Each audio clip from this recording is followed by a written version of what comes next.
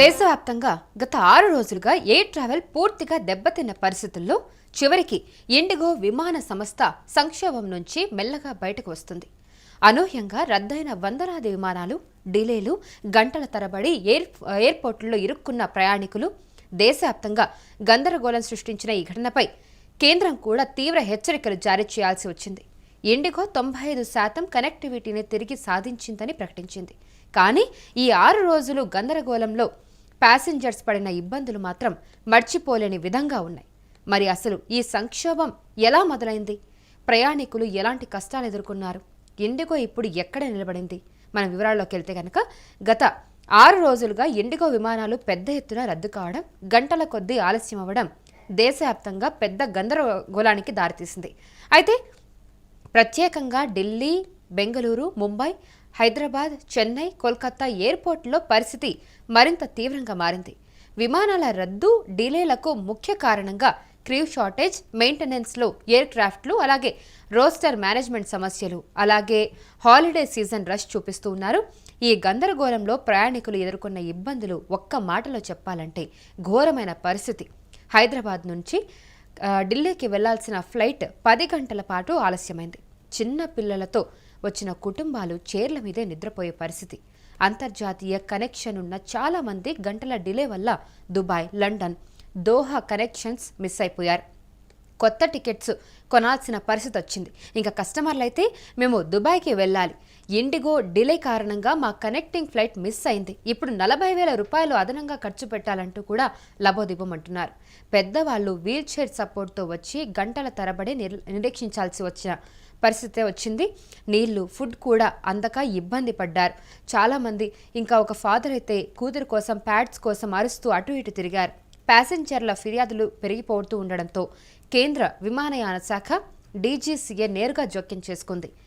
ఇండిగోకు స్పష్టంగా చెప్పింది, ఇలాంటివి మళ్ళీ జరగకూడదు. స్టాఫ్ అవైలబిలిటీపై క్లియర్గా ఒక ప్లాన్ ఇవ్వాలి. ప్యాసింజర్లకు ముందుగానే ఎలాంటిదేదైనా ఉంటే సమాచారం ఇవ్వాలి. అసలు డిలేస్ని దాచిపెట్టకూడదు.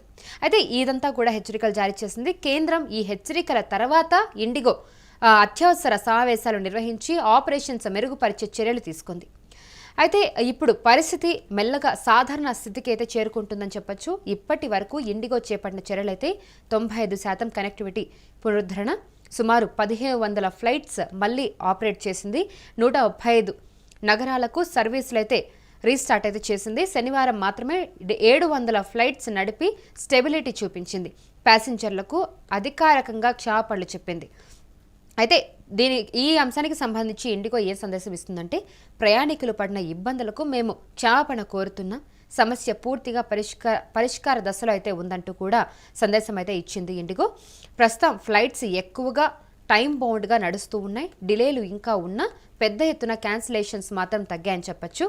సో గత 6 రోజులుగా దేశవ్యాప్తంగా ప్యాసింజర్లను ఇబ్బంది పెట్టిన ఇండిగో విమాన సంక్షోభం ఇప్పుడు మెల్లగా సాధారణ స్థితికి అయితే వస్తుంది. అయితే ఈ సంఘటన మనకు నేర్పిన విషయం అయితే ఒకటే, ఎయిర్పోర్ట్కి బయలుదేరే ముందు తప్పనిసరిగా ఎయిర్లైన్ యాప్లో ఫ్లైట్ స్టేటస్ ఏంటనేది ఒకసారి చెక్ చేసుకోవాలి. ఇండిగో ఇప్పటికే కార్యకలాపాలను పునరుద్ధరిస్తున్నట్టు ప్రకటించింది. అయితే ప్రభుత్వ హెచ్చరికలతో పాటు సంస్థ చేపడుతున్న చర్యలతో రాబోయే రోజుల్లో పరిస్థితి పూర్తిగా మెరుగుపడుతుందని ఆశిస్తూ ఉన్నారు.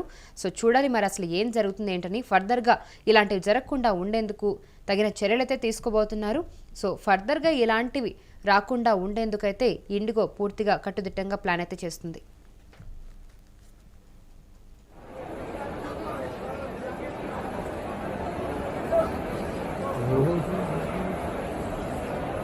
इंडिगो फ्लाइट सभी कैंसिल होने के बाद की पोजीशन, पब्लिक परेशान